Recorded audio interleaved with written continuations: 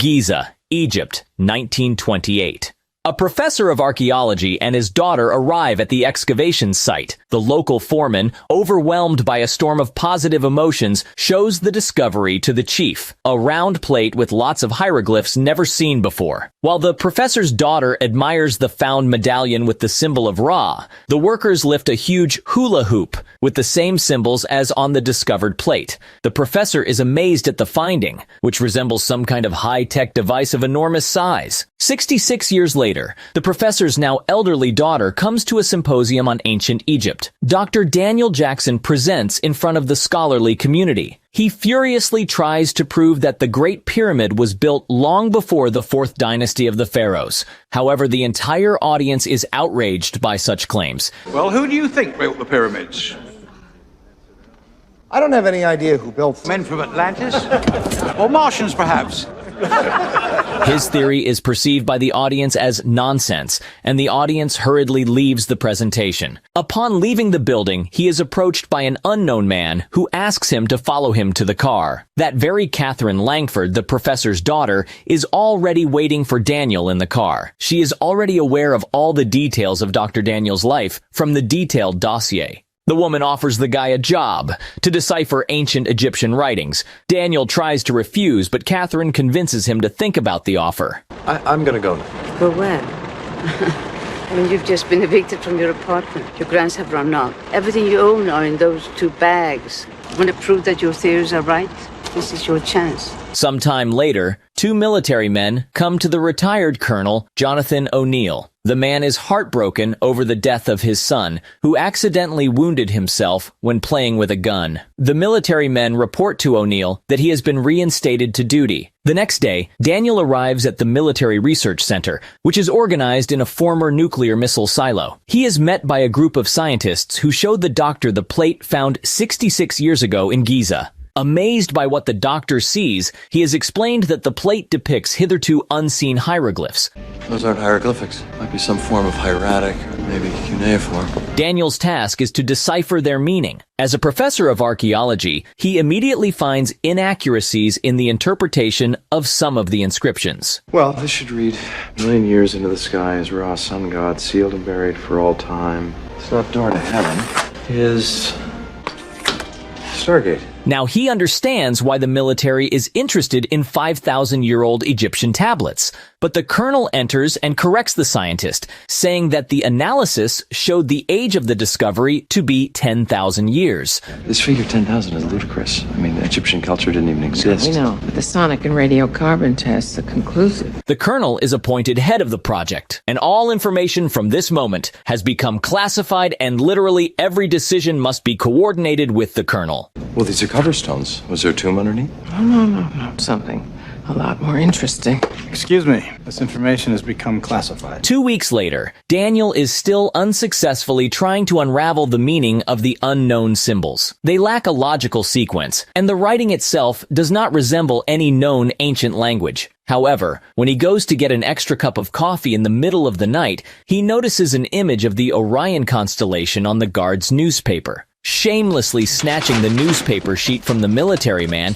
he compares the image to the writings and realizes that all the symbols are just constellations. An emergency meeting is convened for the occasion. Daniel reports the result of his research. The symbols are coordinates for space travel. The military men are amazed that just in 2 weeks the guy managed to decipher the meaning, which other scientists were struggling with for 2 years. But to chart a course, you need a point of origin. Except there's only 6 symbols in the cartouche. Well, the 7th actually isn't inside the cartouche. It's just below it here. The colonel gives permission to show Daniel what was behind the cover stone. Finally, he sees that very discovery. What is that? It's your Stargate. The gate is made of a mineral that doesn't exist on planet Earth. A team of technicians inputs the data decoded by the scientist into the computer, then the sequence of symbols from the cover stone. Daniel manages to immediately decipher the main symbol, meaning the point of origin, planet Earth, which is depicted on the gate in a slightly different way compared to the cover stone. General West, Jackson has identified the seventh symbol. Thanks to this, the group of specialists successfully activates the gate. A huge vortex is formed in the center of the gate, after which its surface becomes more stable. The military men launch a drone with a bunch of sensors through the gate. The drone crosses the gate, and before it shuts down, it manages to transmit its location. It's in another galaxy. Beam has locked itself onto a point somewhere in the Kalium galaxy. Having analyzed the atmospheric data, scientists come to the conclusion that the atmosphere on the other side of the gate is absolutely identical to the Earth's. The drone managed to transmit an image of part of the Stargate from the other side. There are completely different symbols on it. The military men intend to study the symbols first and then continue the mission. But Daniel, overexcited by their success, assures them that he will be able to decipher them if he gets to the other side. Are you sure? Positive. After much consideration, the military men assign a team with equipment to investigate a gate into another galaxy. Daniel takes with him a pile of literature devoted to the study of Egyptian civilization. Catherine gives him a medallion with the Ra symbol found 66 years ago. I found it with Stargate when I was a child.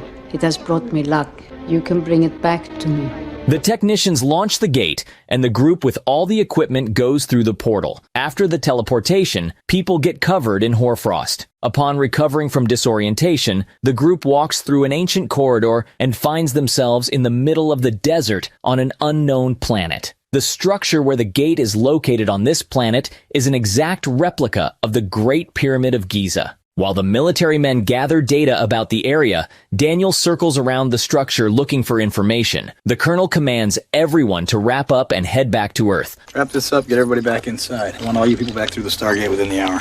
You're coming with us, aren't you, Colonel? Sir? But Daniel informs them that in order to decipher the symbols and to launch the Stargate from this side, he needs a cover stone, like the one they have on Earth. Your job here is to realign the Stargate. Can you do that or not? I can't.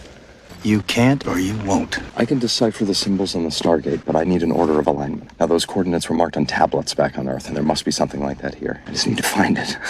Everyone is puzzled with the fact that Daniel didn't warn them about this before traveling to another planet. One of the military men pushes the scientist in anger, saying, You're a lying son of a bitch! You didn't say a word about finding anything! The colonel calms the soldier down. Back at the camp, one of the soldiers starts to bully the scientist again for his negligence. At this time, the colonel activates the atomic bomb. His assistant arrives, and the colonel hastily hides the explosive device from him, which means that out of the whole group, only Colonel O'Neill knows about the bomb. He has some separate task in secret from all members of the expedition. Meanwhile, Daniel sat down to eat a snack among the dunes, and his eyes fall on mysterious footprints in the sand. He sets out to investigate them and finds a huge animal in harness that looks like an earth ox. Daniel sees that the animal got interested in his Fifth Avenue candy bar, but the military men who have arrived there too warn him. I wouldn't feed that thing. It's got a harness! By patting the animal, Daniel unknowingly commands it to run away. His foot got hooked in the reins, and the beast dragged him for several alien miles to some primitive settlement. Who else can help these? Noticing the symbol of Ra on one of the strangers, the natives immediately fell to their knees before them. The military men take a sample of the mineral extracted by the natives with a special device. The analysis shows that it is the same mineral from which the Stargate is made. The head of the settlement comes out and tries to communicate with the strangers, but they don't understand the language. I can't make it out. Sounds familiar, a bit like Berber.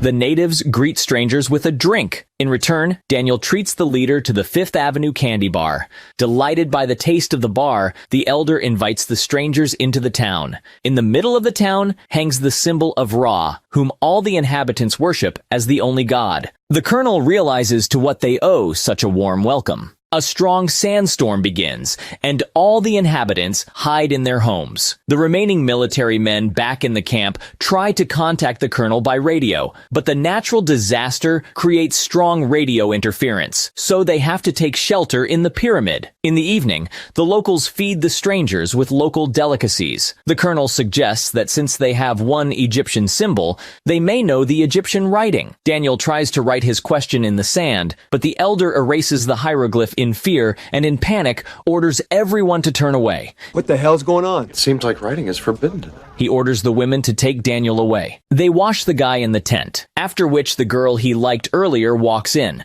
Without further ado, she gets down to business, but the embarrassed scientist asks her not to undress. He wants to kick her out, but sees the elder immediately start to lash out at her at the entrance. Thank you. I'm very happy. Thank you.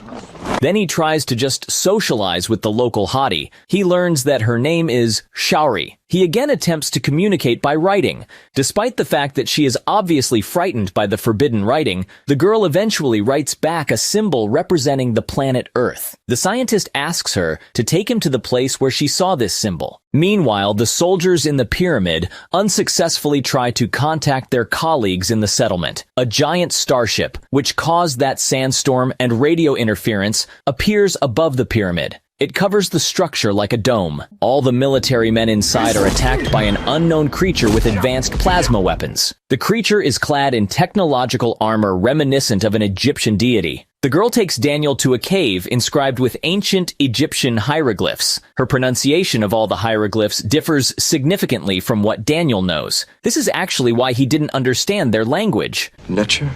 Necheru? Nate naturu. The girl teaches the scientist the correct pronunciation. In the meantime, the colonel barely managed to explain to the local teenagers that he needs to find Daniel. One of them gives the scientist's jacket to his pet to pick up the trail. Thanks to this, the colonel finds the professor with a girl. Daniel has already mastered the rules of pronunciation. The only difficulty was in vowels. He tells the colonel that according to the wall writings, the history of civilization on this planet began with a star traveler who escaped from his dying planet in order to extend his own life. His body was decaying from old age, and he traveled the galaxies to cheat death. He came to Earth where he encountered primitive race. The traveler realized that he could prolong his life in a human body. So he took possession of the body of a young boy. Having acquired human form, he proclaimed himself a god. He used the Stargate to bring thousands of people to this planet to slave labor in the mines to extract the mineral that is the basis of his technology. With this mineral, he could live forever. The people on Earth revolted when they realized who he really was, and the Stargate was buried. Fearing that the miners would rebel on this planet too, he outlawed reading and writing. In this cave, they find a cover stone with a set of Earth coordinates. But unfortunately, the last symbol denoting this planet, the point of origin, is destroyed, and without it, they can open a gate to an unknown destination. It's worn off. I can't make it work without the 7th symbol. Meanwhile, the only surviving soldier from the pyramid is dragged to that very Ra, who recovers his body in a special sarcophagus. The 4 men leave the settlement and head to their camp near the pyramid. Daniel reluctantly says goodbye to his new girlfriend. A group of teenagers from the settlement sneakily follow them. The men notice the ship above the pyramid. What the hell is that? They sneak inside the pyramid and discover abandoned equipment. A local guardian appears and shoots the 2 military men with his plasma staff. All of this is being watched through a window by the teenagers from the settlement. The colonel and the scientist descend to the gate, where O'Neill immediately attempts to activate the atomic bomb. However, he discovers that the bomb is gone. A hatch opens, from which another guardian descends from the pyramid ship by teleport. Eventually, the colonel and the scientist are surrounded by several guards, and they surrender. Put it down, Jackson. They are taken to the ship, the interior of which resembles a pharaoh's palace. Ra appears in front of them, surrounded by children. They bring the bomb the colonel was looking for. Ra thinks they have come to destroy him. He orders his guards to remove their masks. Underneath, they turn out to be ordinary people. Ra himself is still in the body of the same young boy he took possession of several thousand years ago. The colonel snatches the staff from one of the guards, and a gunfight ensues, during which Daniel is killed. The children cover Ra with their own bodies, making it impossible for the colonel to fire. He is immediately knocked out by another guard. Ra notices a medallion with his symbol on Daniel's chest. The colonel is dumped into a pit, where he meets 3 other surviving soldiers in some liquid. While the teens from the settlement investigate the abandoned weapons in the military camp, 2 strike fighters fly out of the spaceship. As a punishment for helping the strangers, the strike fighters shoot up the settlement. Many locals are killed. Teenagers come running into the settlement. The elder tells his son that Ra punished them for helping the strangers, and he regrets it. Daniel regains consciousness in Ra's recreational sarcophagus. There is no trace of the wound left on his body. Ra admits to him that he chose the human race because human bodies are easy to recover. He has studied the books Daniel took with him and is impressed by the technological advances that have taken place during his absence on Earth. But the inhabitants of Earth are now a danger to him, so he intends to send the atomic bomb with his mineral back to Earth. The mineral will increase the bomb's power 100-fold. He needs Daniel to execute his friends in public in front of the locals with his own hands to prove that Ra is their one god. Meanwhile, Daniel's girlfriend takes the teenagers to the cave with writings. She tells everyone there what the professor told her about who Ra really is, according to these writings, where their people came from, and how humans evolved on Earth thanks to being free. The next day, Ra summons all the inhabitants for a public execution. A guard hands a staff to the professor. Daniel points the staff at the military men, while the guys from the settlement give him a sign that they are ready to fight. Daniel turns around, tosses his staff up, and shoots at Ra. A brawl ensues, during which the Earthlings manage to blend in with the crowd. Despite heavy casualties during the escape, the Earthlings and the natives celebrate their small victory in the evening. Everyone present is ready to go into battle against Ra and his fighters. Although the Colonel is the only one against the idea because he knows firsthand how dangerous it is to trust children with weapons.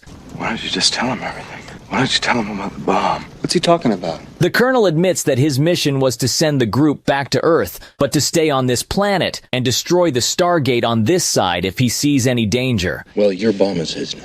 And tomorrow he's going to send it back to Earth, along with a shipment of that mineral they mine here. And when that thing goes off, it's going to cause an explosion 100 times more destructive than that bomb alone is capable of. The guards report to Ra that they have failed to locate the escapees. Ra executes one of his soldiers in anger. At the camp, the children laugh at Daniel, who is trying to cook dinner. They say, "Husbands don't do this work." Daniel realizes that the night Shori came to him was the night of their wedding. However, the guy is happy about such a turn of events. He approaches the girl and kisses her. After carnal pleasures, the professor notices the elder's son drawing the symbol of their planet on the wall. Daniel realizes that this is the symbol lost on the cover stone, marking the point of origin. What are you doing?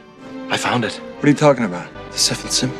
We're going home. The next day at the quarry, the military men kill a guard. The elder tries to stop his son, but the young man is unwilling to live as a slave. The elder then begins to pray to earn his god's forgiveness. Daniel calls out to the elder and shows him the true face of their gods. All the slaves rise from their knees, and the Earthlings with a bunch of teenagers go to the Pyramid of Ra. Disguised as slaves, delivering the mineral to the pyramid, the soldiers and children make their way inside the pyramid, How you doing?